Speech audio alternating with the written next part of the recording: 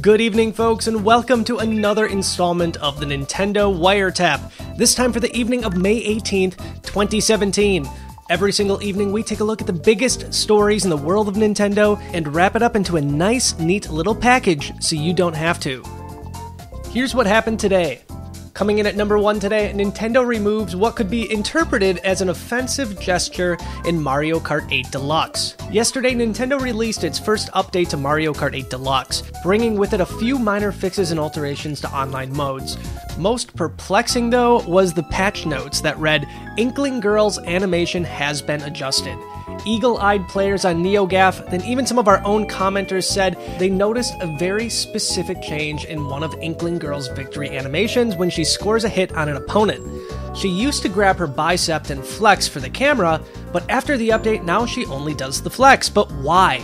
It was more than likely changed thanks to the similarity the pose has to an offensive gesture known as the bras d'honneur, which is primarily used in several European countries and Latin America to essentially communicate, "up yours." Incidentally, this is not the first time Nintendo has caught an accidental use of this gesture. The original Japanese release of Super Mario RPG had Bowser striking the same pose after emerging victorious. This was removed in the North American version of the game and replaced with a simple fist pump, which is, in our opinion, a heck of a lot less exciting. Only time will tell which beloved Nintendo character will accidentally flip off the player next. Coming up next today, Splatoon 2 teams up with 7-Eleven in Japan to release new merchandise and exclusive in-game clothing.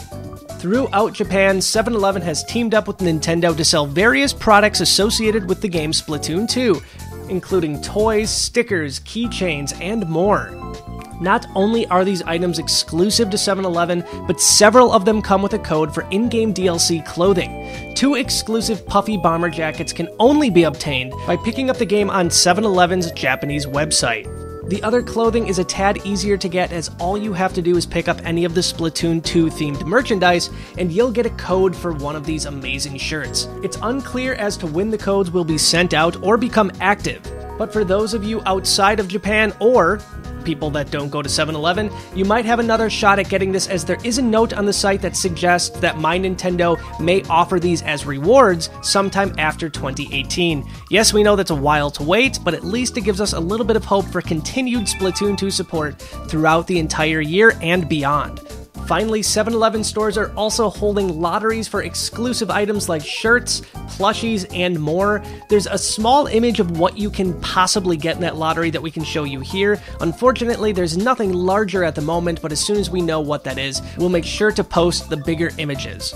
Again, it's very important to remember that all of this, at the moment at least, is totally exclusive to Japan, so if you live outside of Japan and you want this, sadly for the time being, you're out of luck. Stay tuned to Nintendo Wire and we'll make sure to bring you any new details of any of this new content makes it over to the US or Canada anytime soon. And finally this evening, Ditto transforms its way back into the North American Pokemon Center. This week, Ditto is back in plush form at PokemonCenter.com. Giving the first generation some love, you can now have a Ditto Snorlax, Ditto Jigglypuff, Ditto Coughing, Ditto Gloom, and an adorable Ditto Magnemite.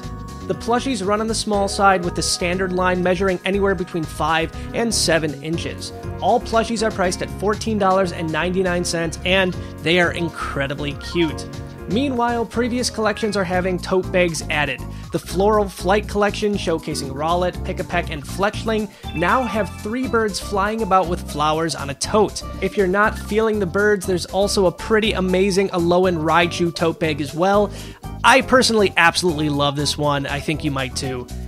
As we mentioned before, you can find all of this merchandise over at thePokemonCenter.com right now. And that's going to wrap up another installment of the Nintendo Wiretap for the evening of May 18th, 2017. As always, you can find a link to the full written article down in the description below. And hey, head on over to NintendoWire.com, where we have so much Nintendo news that we don't even know what to do with it. Hey, are you bored? Do you want to kill some time? We have a whole lot of brand new video content you can watch right now. Click the links on the screen and be transported to one of those videos instantly. Until next time, hope you guys have a good night. Bye!